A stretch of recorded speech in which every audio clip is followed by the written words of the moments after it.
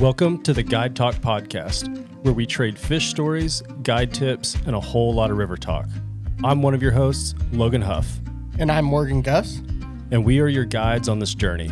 Brought to you by Diamond State Fly Co., your trusted fly shop and outfitter nestled in the heart of the Ozarks. In each episode, we dive into the world of fly fishing, sharing stories from the water, insights from seasoned guides, and the lessons the river teaches us. Whether you're a seasoned angler or just getting your feet wet, Guide Talk is here to inspire, educate, and connect you to the life of fly fishing. So grab your gear, tie on your favorite fly, and let's wade into today's episode of Guide Talk.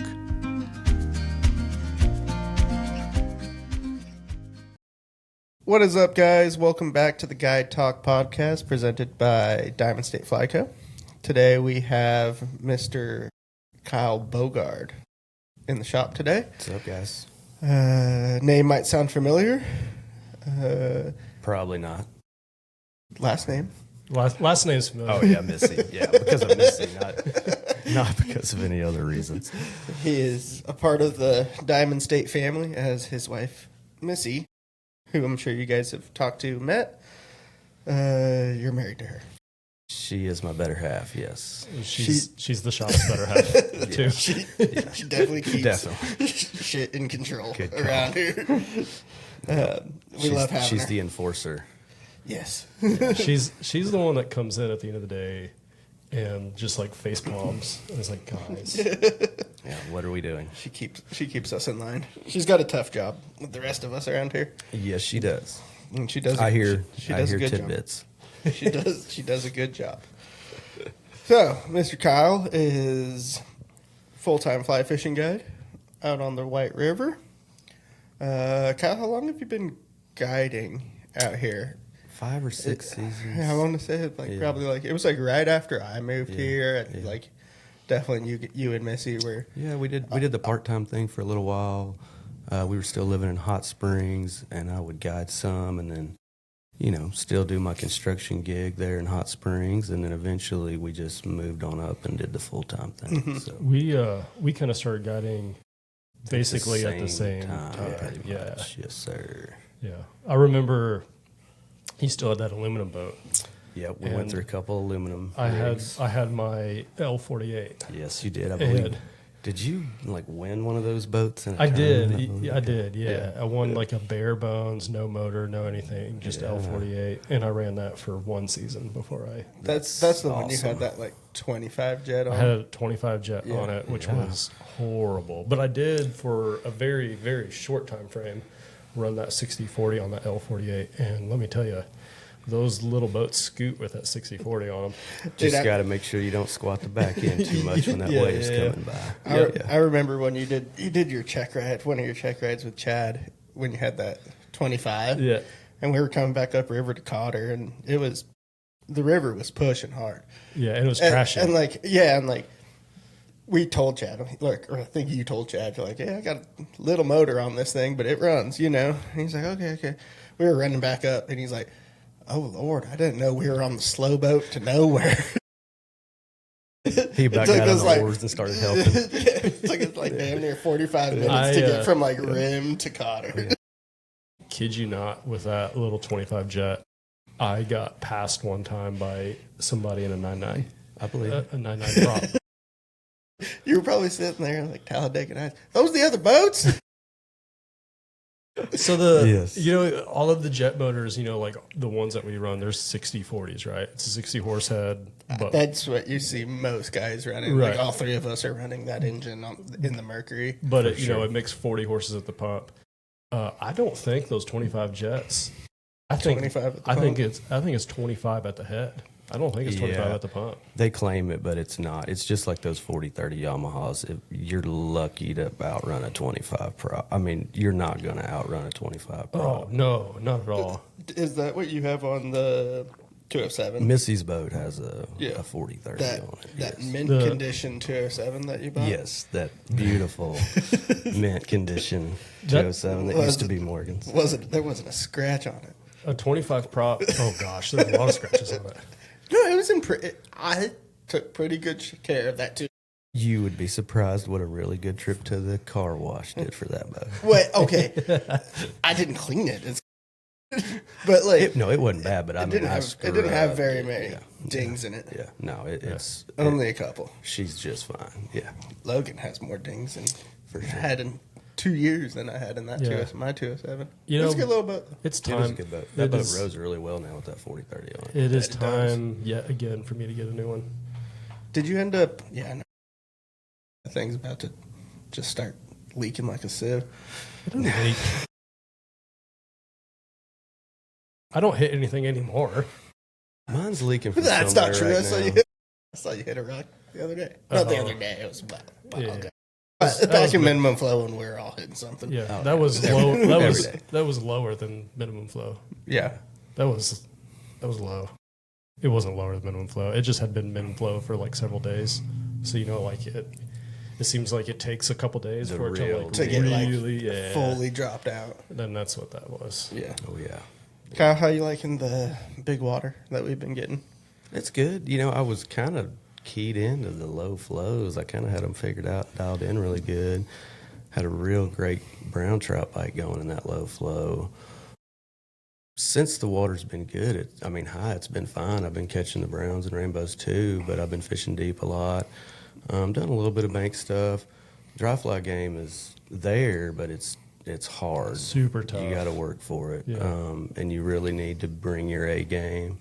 Helps if you're a single angler in the boat, not two anglers. It is truly probably the hardest sulfur season I've seen, since 21. I mean, since I've been fishing sulfurs in 20 or 21 when I started fishing sulfurs. Yeah, no, here, I agree. I mean, I think even our caddis season on the dry fly side was pretty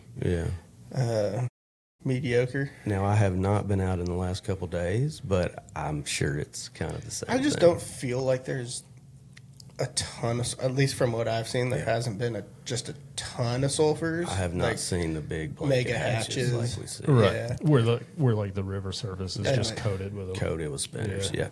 Not seeing that. Yeah, and you're just not seeing as many fish pushed up to the bank feeding on them. Yeah. So the shots you do get are limited, and you don't want to waste them. The heads are limited and they're pressured. And I was going to say, there's the ones that I've seen, like I made a drift just a couple days ago, and we were able to take 2 shots at one fish. Yeah. And then that fish disappeared, and we never saw it again. Never saw it again. Yeah. It went down, and we came back and looked for it later. It was still down. Yeah. It never came back up. Yeah, it's you go through and you think you got them figured out. Okay, we know where they're at. We're gonna wreck shop up on the next pass, and then you come through the next pass and they're gone. Yeah. But some guys are getting it done. Some great fish are getting caught on the dry fly. I'm still doing better down deep myself. Yeah, me too. Yeah, but I mean, dude, I feel like just in general, there's not a lot of fish on the bank. No. The first couple days that we got the high water, I was like, that's my kind of water. Yeah. Like that 10 to 15 grand, that's my favorite water. And I was like, oh, boys, look out. Yeah. I got my butt kicked trying to fish the bank. Yeah, I'm catching them down the middle, third of the way out. Yeah. I think one of the things with these bugs this year is the low water early in the season. We never got a big, and this is just what I think's going on, and I don't know if there's any real science to it or not. But we didn't have a big draw on that dam all spring like we normally would in a year where they're pulling water out of that dam to try to make room where we've got high water. So we didn't. We had all that minimum flow. So it seems like that column didn't quite shift where it's pulling at the dam. So the water's been extremely cold all the way into July here. We've been seeing 49-degree water coming out of that dam. So cold for this time of the year. It should be, 52. Yeah. Out. And, I've seen it down to 46 to 49. And, that's just, it's like you pull a fish out of there and your hand, you're like, that's a cold fish right there. Yeah, and I think that has a lot to do with where the lake level was at and the way it's just, the way those thermoclines are building on the lake. Such a weird season. I don't know. It's so much that kind of goes into these fisheries in terms of I think one little, just not having the lake levels or something can make a difference. And it's just to put all that together, especially even in speculation, is really hard. Yeah. You know, as a fishing guide, Yeah. we just know, like, we just, Cold like, right now. the It water's should be cold, warmer. we're not seeing as Yeah. many bugs, Yeah. you know? Yeah. And, like, fish aren't up on the bank like Yeah. they should be in 10 to 15,000, you know? And, you know, historically, it takes a while for our fish to trust those banks. When it's Right. been a low water period for a long time, they don't. It takes high water for a while, in my opinion, to get those fish to trust the banks. Even you know, and at this point, we should be there. I feel like, but at the same time, I'm not seeing the numbers of fish on the banks like I would if it had been high for 2 or 3 months. Yeah. I wonder if it's not, you know, even though we are seeing relatively, you know, we're not seeing, or we're only seeing high water right now, right? But it is fluctuating a lot. Yeah. And so, like, was it yesterday? They ran like what, $6,000 for several hours, Right. and That's then a they bumped big- it up to like 20. That's a big difference in where you can be on that bank. And I think that's, you know, that's the big thing as far as those fish. We're not getting, like, not steady getting, 10 Right. to 12 grand. Right. When they go from 15 to 18 or 15 to 20, that's a lot more manageable. Right. Like I'm catching fish like just out from the seam for the most part. Yeah. Fishing, you know, 8 foot deep. That bite's been super consistent, and I just feel like that's where those fish are sitting because that's where they can, you know, that water's consistent. They can kind of stay in those. Right. Yeah. They don't have to worry about moving up and down with that water fluctuating. They can just stay there. Yeah, Yeah, I I feel agree. like those fish are very, like, laned out. Like, they're sitting in one lane. Right. And if you're off that lane, Yep, you'll miss them. yeah, like, But if you're on them, you'll get them.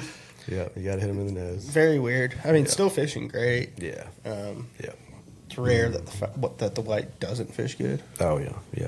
No, and I've been a little bit on again, off again more this season because I'm finishing a house build. But so I'll be on for 5 or 6 days, and I'll be off. I'll try to be off for a few days so I can get something actually accomplished in the build, and then I'll be back on for 5 or 6 days, typically. And you know, so there's a few little windows that I haven't been tuned in on, but for the most part, and of course I stayed busy all spring and just hammered out the you know make hay while the sun shines but I was really surprised at how good that low water fished for me. It was the best low water I've ever had, the experiences I've ever had. Yeah, You know, I think for sure. some And I mean, really I great think fish. like especially during the spring with those Yeah. caddis, Yeah. is they were like Yeah, there was windows where those caddis were coming off good, and those fish were getting drunk on those caddis. Yeah. And I think that you saw it in those windows, and Yeah. like everybody was just like Right. yeah. hammering them. You know, I think there's a sense too where like, you know, we used to all complain about the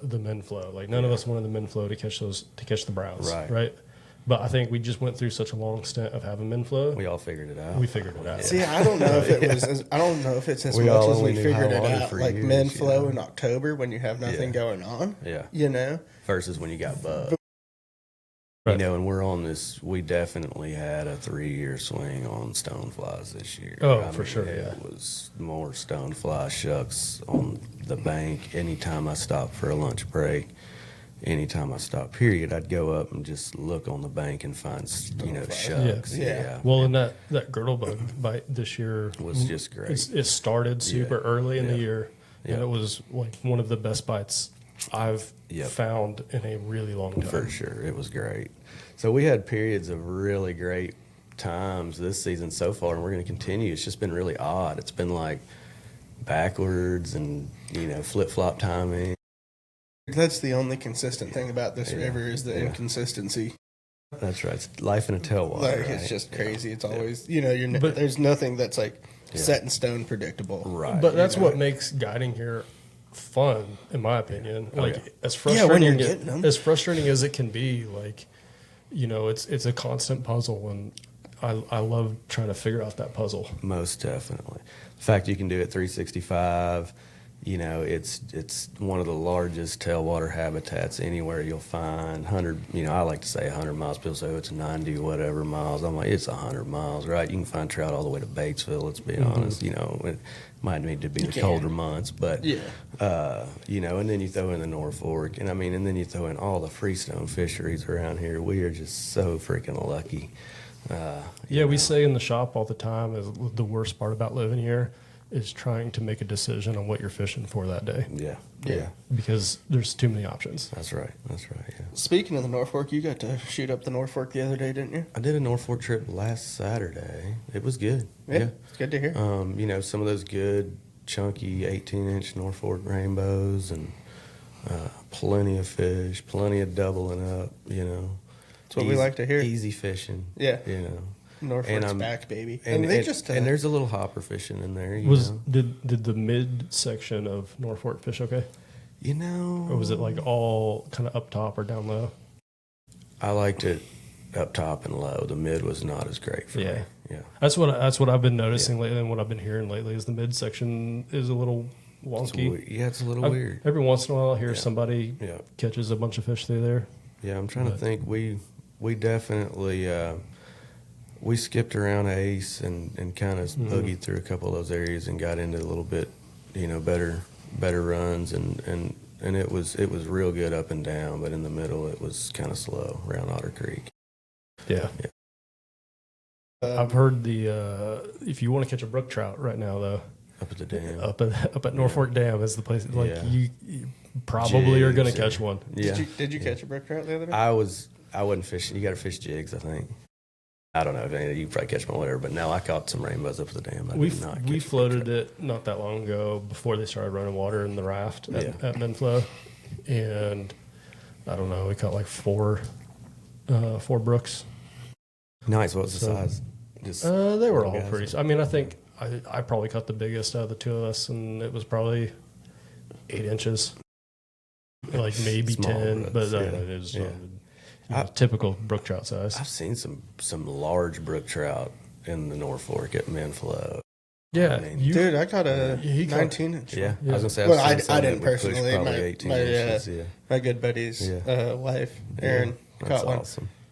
She had a Grand Slam weekend over there. It's the same week he caught that 27-inch brown. They each had like a 2-footer. It was during that solar eclipse that we had.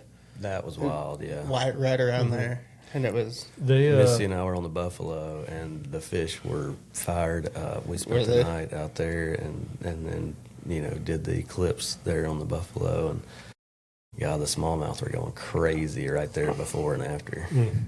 They have floodgates on Norfolk yesterday. They have them on again today. Really? Do they? Yeah. That's what I was just checking. I was like, I wonder if they turned those gates back on. Oh, I'll be dang. They got CFS? They got a generator, and then they got about $3,000.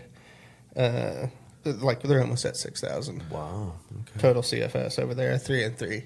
You know, when I look at that chart and see that the floodgates are on Norfolk, I get really excited. Well, dude, that's like some of the best fishing I've had over there is floodgate water. Oh yeah, for sure. Really like the river itself fishes usually pretty good with that floodgate water on, but that's not what I get excited about. The other stuff that's coming stuff. Yeah. That means as soon as they have a stretch of time where they cut that back to Menflow overnight, that means I'm going out there and trying to catch me some off species. Right. Getting some dinner. That's one of my favorite things to do, and you know you got to time it right, and you be in the right spot at the right time. Go get some walleye out of the top pool you'll catch a ton of walleye or some stripers or something. The weird thing is that like when I do that, I never catch a trout. Right. I've never caught a trout doing that, and it's not like I'm throwing anything that the trout won't eat. They'll for sure eat it. They're just like these jigs. I'm spin fishing. I ain't fly fishing when I do that. Yeah. And, wow. The truth comes out. Dinner fishing. Right. We've reverted to catfishing under the bridge, folks. But I've done that several times. I've never caught a trout. Huh. I don't know why. I think that's kind of weird. It's because they know you don't have a fly rod.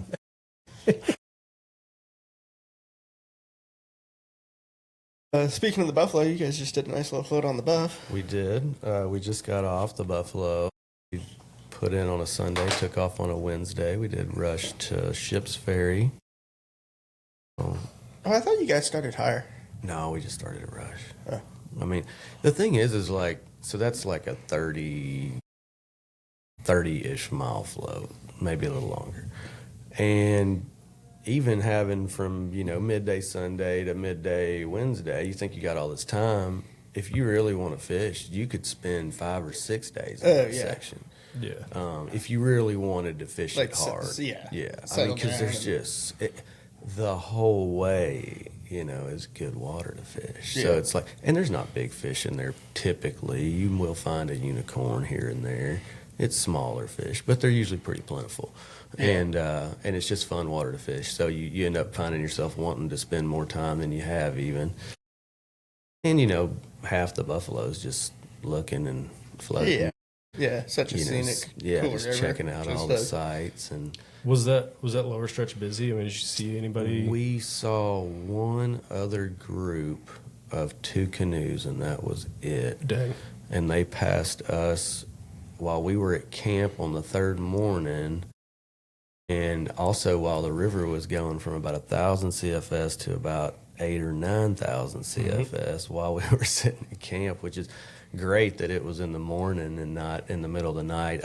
So the first night on Sunday night, we just got bedded down, got everything put up, got in bed, and in rolled the thunder, and it rained about as hard as you'll ever see it rain on our old 10-year-old marmot tent. And it was raining hard enough that it was just coming through the fly, It was just permeating through. I mean, it just a drip here and there, but still. And the lightning was on top of us to the point where I was hugging the ground. Like, I want to get up and stick my head out and look, but I don't even want to. I'm just hugging the ground because it's cracking right on top of us. And so that one rolled through, and then that passed, and then, we got a few hours of calm, and then about 4:30 came the next one, and it dumped a big amount of rain too. So we knew it was coming, but down there, it takes a long time for it to rise, unless you get a flood right there in on that section, just where you're at, to the point where you've gotten 6 inches or something like that right then and there. Typically, you've got 100 and some odd miles of river above you. It takes a long time for that river to rise. So that water didn't get there until Tuesday morning. So Tuesday morning at camp, and the whole time what I was getting at, after that rain, each night I'm up, every 2 or 3 hours with the alarm to check on the raft, to see if I need to pull the raft in or out, if the water's coming up or down, because it was fluctuating the whole time. And as it did, we did get a rise from that local rain that first night, and then a drop, and then the big bubble came Tuesday. So that went from, we were 80 feet from the water, 100 feet from the water with our tent way up a gravel bar when we set up, to when we took the tent down, we were about 20 feet from the water at a pretty level. No, I mean, it was fine. We had plenty of time, but it was just funny. It was like, well, we don't have to carry things very far now.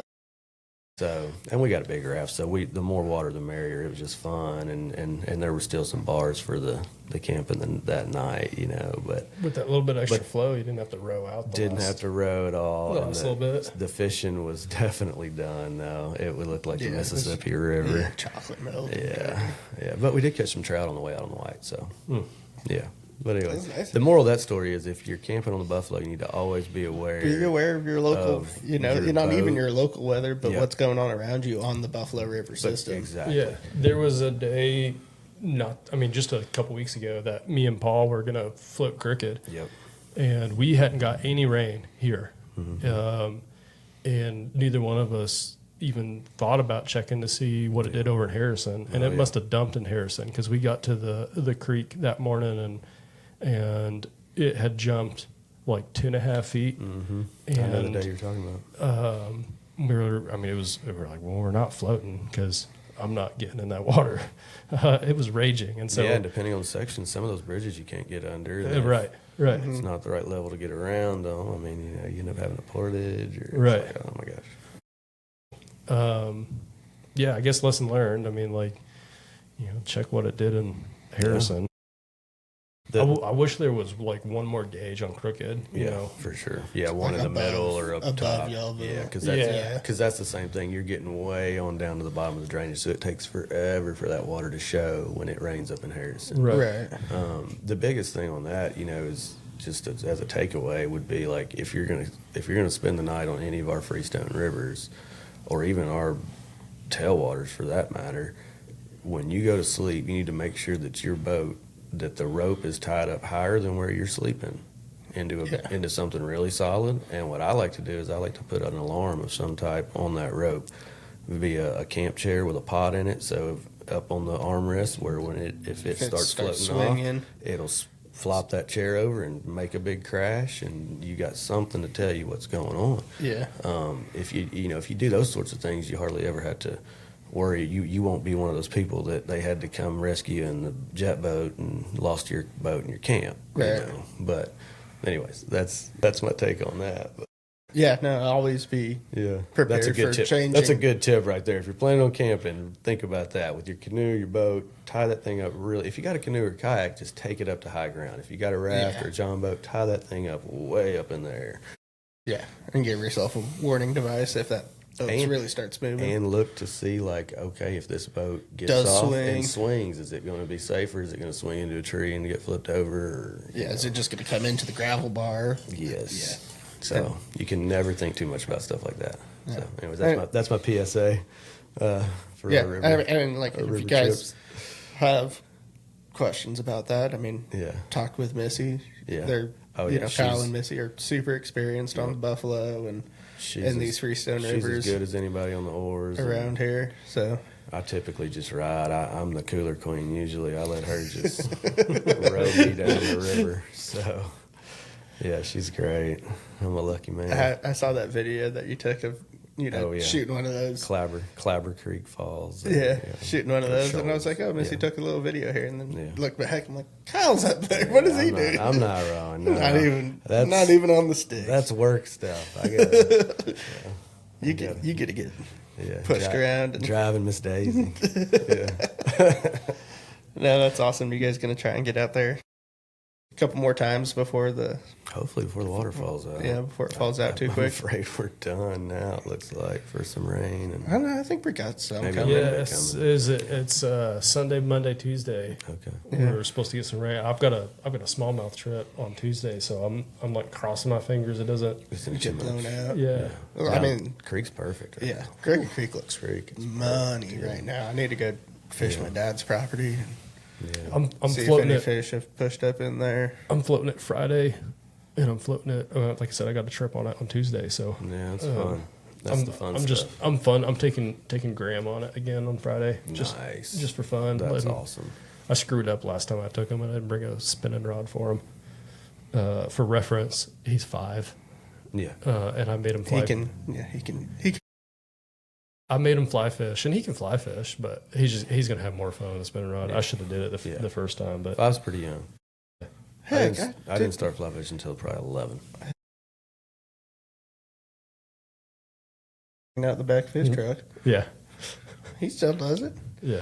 Sometimes that creek just gets so high you can't there's absolutely nothing wrong with it. Yeah, you gotta get something down. Yeah.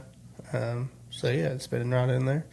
Little Ned rig and because at the end of the day, I just like to catch fish. No comment. I would prefer to fly fish. I for sure would prefer to fly fish, but at the end of the day, I just like to fish. And so, I hear a lot of people say like they want to use the right tool for the right job, and that's me to a point. But I will die on the fly rod longer than I think most people will. But if I'm like, this just is not going to happen on a fly rod today, I'm okay to switch to a spin rod. So that's when I just hang out in the shade on the bank and enjoy a little bit of peaceful river vibes. Kick your feet up and enjoy the float. No, that's what I tell people. I joke. I say, no, if I'm not going to fish with a fly rod, I just go hang out in the shade on the bank and just watch everything go by. Right, nothing wrong with that. No, with the White River though. Yeah, no, that's any river for me or any with trout. With trout in general, I'm probably not going to pick up a spin rod. I just like rivers. Personally. So I mean, I would float the river without any kind of fishing rod at all. So I guess that's where it's not. It's less of like I'm too much of an elite fly fisherman for that, and more of just a river rat.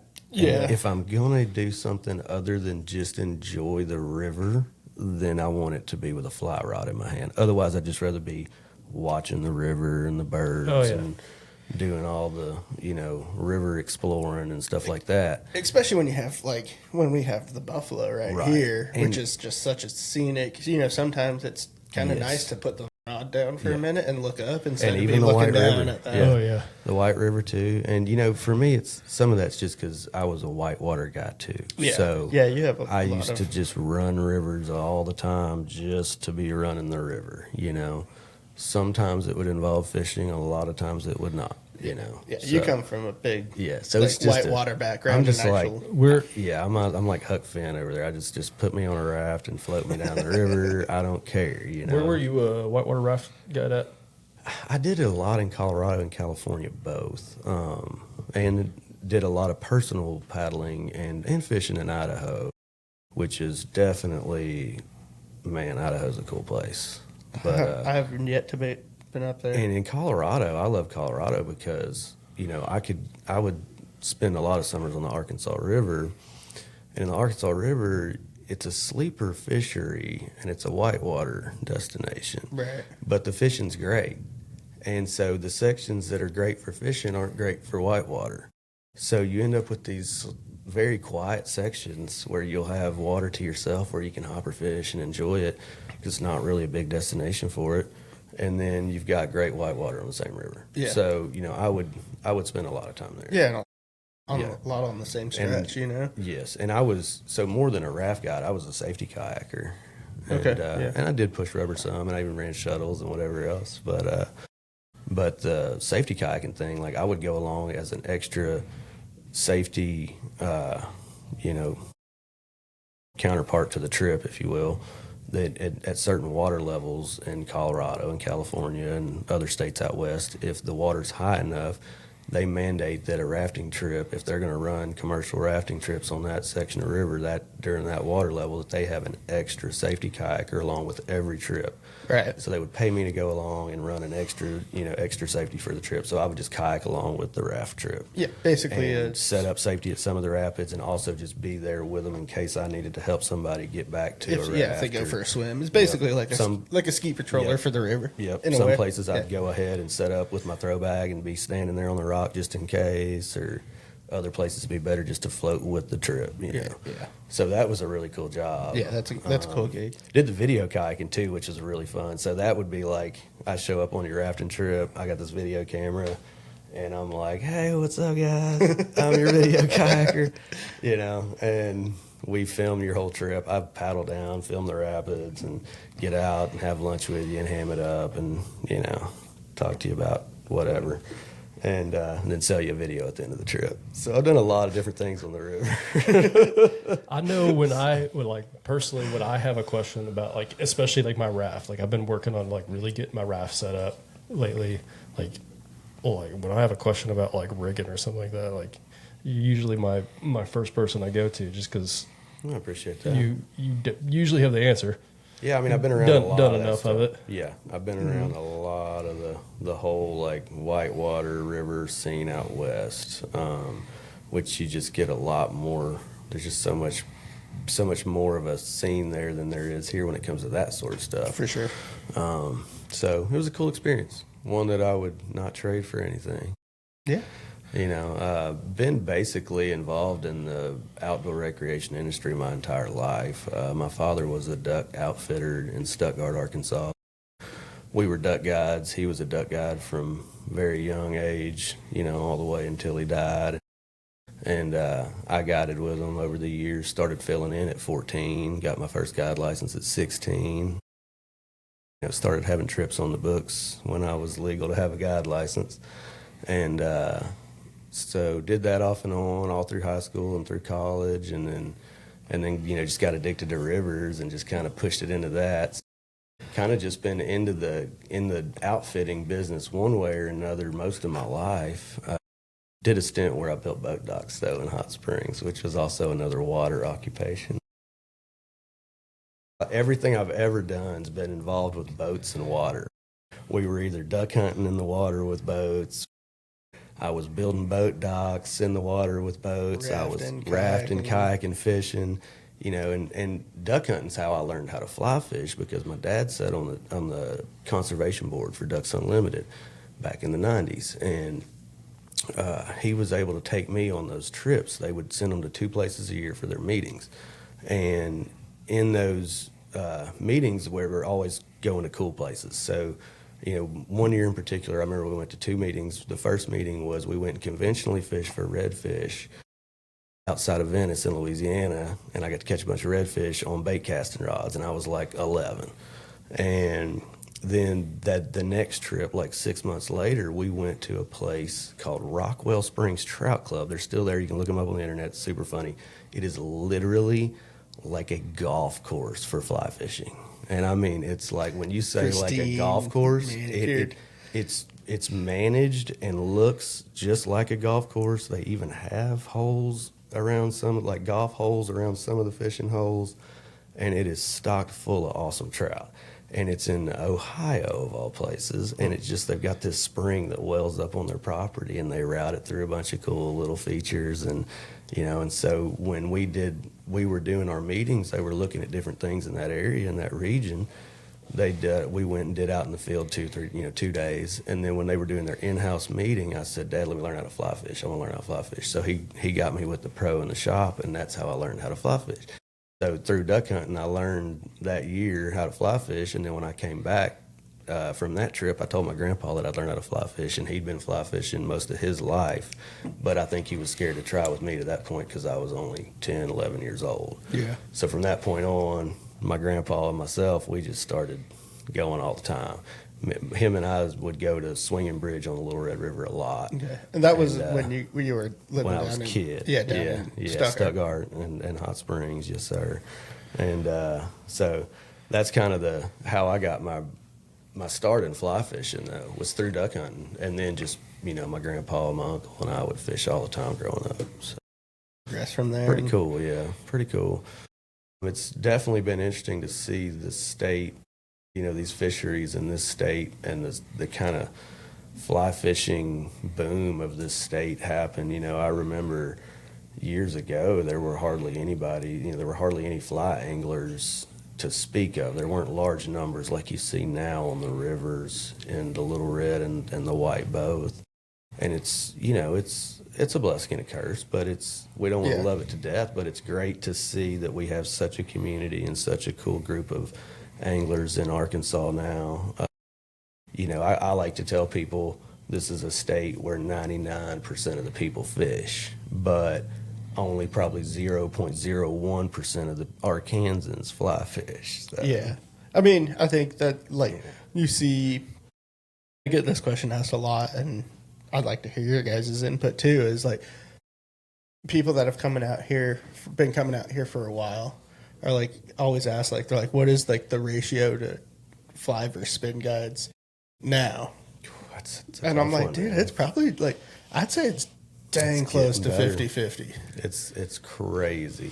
I hear I think it depends on what section you're talking about. Yeah, that's true. Because if you go down to confluence down, it's almost 100%. Spin No, guys. but not always, though. Not always. I mean, sometimes the only boats around are fly guys. Yeah. I do see maybe 2. Yeah. So I'm I think it really depends, but I really think that the fly fishing culture, at least on this tailwater, is starting to really even itself out with the spit. Compared to where it was, I mean, it's just there used to hardly be any, any real number of fly anglers. I mean, I think on a regular basis, fly guides probably almost outnumber spin guides from Wildcat up. It's hard to say. It'd be really close. Yeah.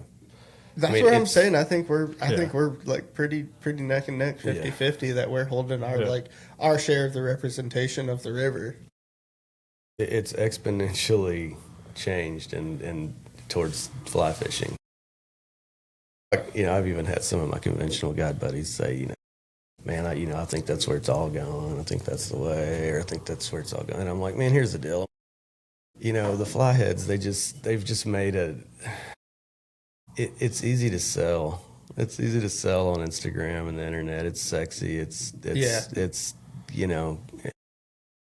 classy and cool, and you can sell it to the hip crowd. Yeah, it definitely has. And so and so that's what I tell them. I'm like, man, it's just easy to sell to the hip crowd. Well, and like, that's all. And we're selling and I'm to just like saying that in this jokingly. a but bigger. But I mean, like I think it's true just because we're selling to. There's as a whole, there's a lot more people that fly fish for trout. Yeah. Than spin fish for trout. I think. A lot of people think trout. They just think fly fish. Right. So I think like when we're marketing ourselves out as a guide on the White River, you have a lot bigger pool than like what the spin guides. I think it's a lot more common for us as fly guides to have clientele, come from Montana or come from Colorado or come from, out west or way out east or whatever than it is for like the spin guides. I feel like a lot of their clientele are like semi-local. Their clientele are more local, ours are more out of state, and you're 100% right on that.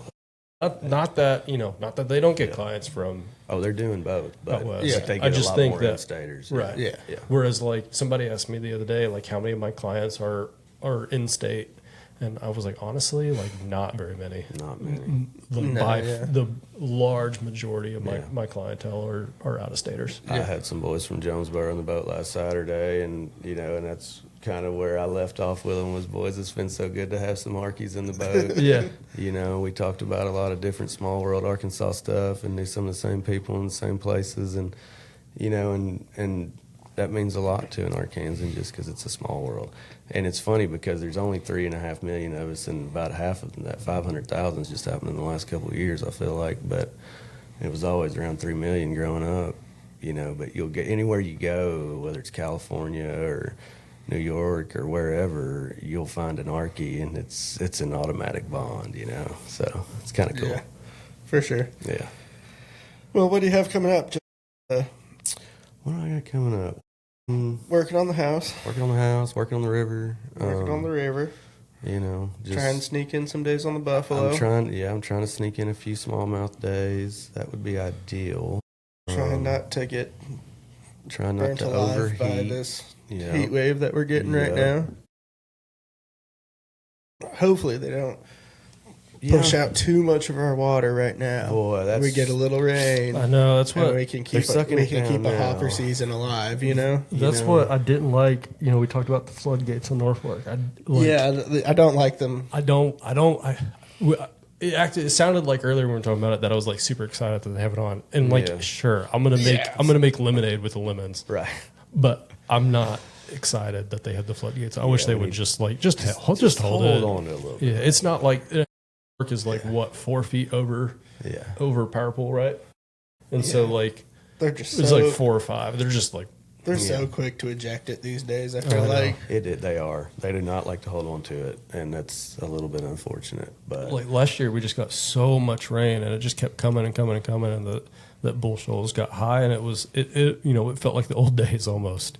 We had like high water basically all summer, and dude, that hopper bite last year was the best I had in a couple of years. Yeah, it was just so fun that if they would run like 12K around the clock instead of doing those 20,000, jumping up to 20K. That's what we all say. Like even when they were doing, they were doing the men flow all day during like, Lake Caddis, and then they would run, 10 grand in the evenings. Mm-hmm. Like even when they were doing that, we were all saying like you can generate the same amount of power all day. Yeah, just spread it out evenly throughout the day. Yeah. Right. I'm not an electrical engineer. I don't know if that's how it works, but I'm pretty sure they can store that power. So I think that's how they can do it. Yeah.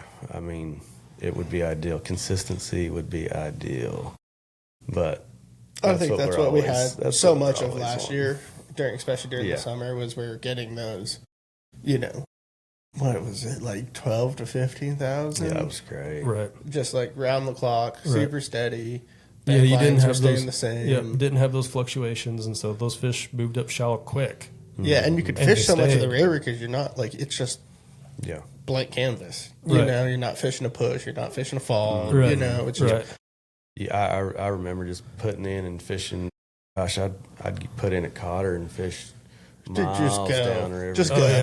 Yeah, I got made fun of more than once last year because I would fish out of like Trout Club and hip hop my way down to Buffalo City Yeah, all the way down. But it was like we were hopper fishing, and like most of us know, like when you're hopper fishing, like sure you can hit a bank twice. But that second time you hit that bank ain't gonna be anywhere near like the first time you hit it. Like, and if you cover it good, you've covered it good. Yeah, you know, yeah. like it depends on the anglers you have in your boat. Right. You know, but if you have good anglers, you can just hot spot banks and just especially at those flows, you can just rip through banks. Right. So I think I did that twice, where I covered that much water in a day. But we were hopper fishing, and like I said, I felt like I had good anglers, so I felt like we were covering that bank, and I didn't want to hit the bank twice because we covered it. Yeah, it was time to move on. Yeah, and it's kind of nice, like. But it was fun. If you have an hour-long run at the end of the day, it's like it's kind of the nice, like it's a nice way because by that time it's usually super hot. Yeah, everybody's cooked. Right. And I look grab at a it beer, too. boys. I look sit at it back and we're gonna go for an hour-long ride. I look at it this way too: is like no matter what, we're probably going to end up running that boat the same amount. Yeah, no matter what we do, right? You always have your run time. It's either split up through like 10 Throughout different runs in the day, right, or one long run. Yeah, right? And so like we'd fish a bank, and then like I might start up that motor and run a quarter mile downriver, and we start fishing again. If that, I might just jump the side.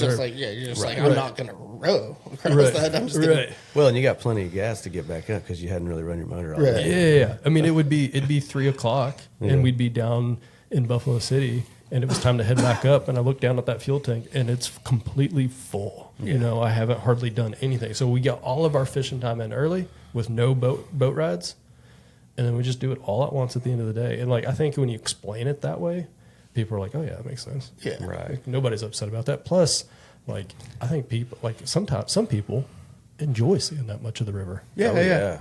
Definitely. Yeah, for sure. That's how I like to do it. That's a lot more like a float trip. Yeah. And I mean, and you can burn a lot of gas, ripping around doing that way.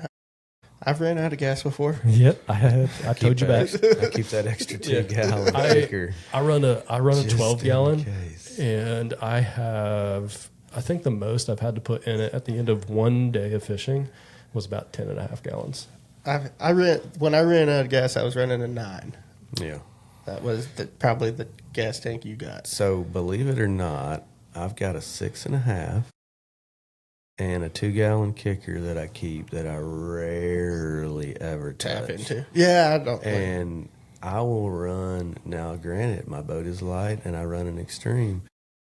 I'll run regularly from like Norfolk to Buffalo City, back to Norfolk, run all the way up the Norfolk, make 2 passes on the Norfolk, maybe even run down to Ship's Ferry and back, to Steamboat and back, and then and still have a little bit of gas. Yeah. I mean, that is a lot of running. I mean, and that's when I ran a 6. I think I can run 20. I think I can run like 20 some odd miles on that 6.5. I ran a 6 for a while, and I would just fish below my boat ramp in the mornings when I had the gas. Yeah. And if I had to, I'd float back. Yeah. Which I never ran out of gas at my 6, but I went to the 9, got overly confident. Yeah. And I made it back to the ramp. Yeah. Right. Just not into the ramp. So I look at it this way with like a 6 gallon tank. Yeah. Because I ran a 6 gallon for a while. So with a 6 gallon tank, I had to watch it. Yeah. Rarely was it ever an issue. Really, typical day I'm using like 3 or 4 gallons of gas on a normal day. So like it was like rarely ever an issue. But I had to watch it, right? Yeah. With a 9 gallon tank, you don't have to care. I had to watch it. Or like I didn't really have to watch it, but like occasionally you have time. You're like, oh man, I'm getting close. So like I have to like think about that, right? Like okay, like I only have this much fuel. I can only, I can't make this run now. Yeah. With that 12 gallon, it doesn't freaking matter. Yeah, I do whatever I want. Yeah, that 9, I made it back. But coming down through Tucker Shoals, coming into Wildcat, you could hear it just like bubble. Yeah. Well, I'm like, oh no. and I have to stand up for you here a little bit. You didn't have clients when you ran out because I didn't. We had to drop them back off up at Craners and run back. And I was like, someone should run back with me to Wildcat because I'm like fuming. running on like I'm getting down there on the gas in my lines right now. So you made it through your day on your gas. It was just that little extra that made you run out. Yeah. So like if I had put in that crane race, I would have been fine. Yeah. I just don't like to have to even like think about it. You know, I just like to no matter what, I've got gas. We're good. And then that 52, that thing fits like with so much room. Yeah. When we first we're looking at the 52, me and John over at White River Marine were like, yeah, I think we could get a 12 in there. He chucked a 12 and he's like, oh, with room. Yeah. So I got my 207. I had my 207 built for me, right?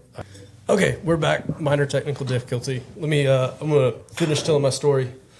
I had my boat built for me. Picked it up from Chris. Called me at Supreme. Told me it was done. Went and picked it up. And I had already bought a 12-gallon gas tank for my 207.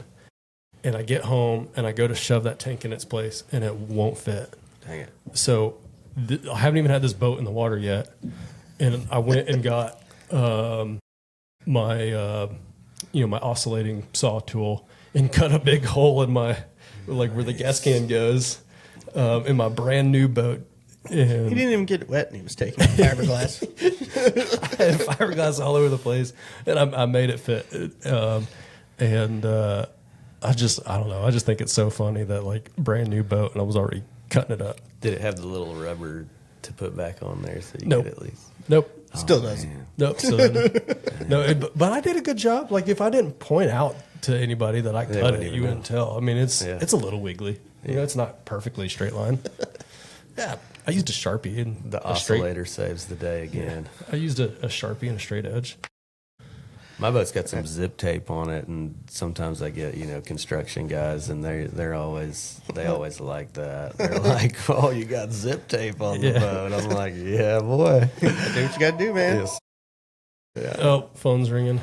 Alex, We- you get it. Yeah, we are currently open while we're recording this, so it happens. Yeah. That's a good thing. Yeah. Anyways, well, appreciate it, Kyle. Thanks for Yeah. stopping in. Yeah. Well, Not was that entertaining, but it was great to. you were always Ham it entertaining. up. We like having you here. And, it's been a while since we've put out a podcast. It's been the busy season. It's been a little difficult to not only get somebody else in the shop, but it's been difficult to even just get us in here at the same time with somebody else covering the shop so that we can even do this. So we're back. We'll fix this. We'll start getting back on it. Yeah. As we get more availability and people are starting to slow down a little bit, it'll be a little easier to start getting some guys in and we'll start cranking out some more podcasts. I've got some podcast ideas brewing up here. Nice. Oh, do you? I thought you were. That's scary. You pointed I at don't your know. hat. I thought you were talking Oh. about Yogi Bins. Yogi Ben, sponsored by Yogi Ben. He's I'm my the only Yogi one Ben. even representing over here. I Yeah. got this extra worn out Diamond State hat on. So thanks, Yogi Ben, for Hopefully, we'll that. have some more of those coming in soon. I too. got newer ones. I just figured I'd Just let that one. show the love on this one. Hey, it's good. We like to see it worn. Yeah. we appreciate it. Yeah, Thanks, guys. Thanks, Kyle. Thanks for having me on.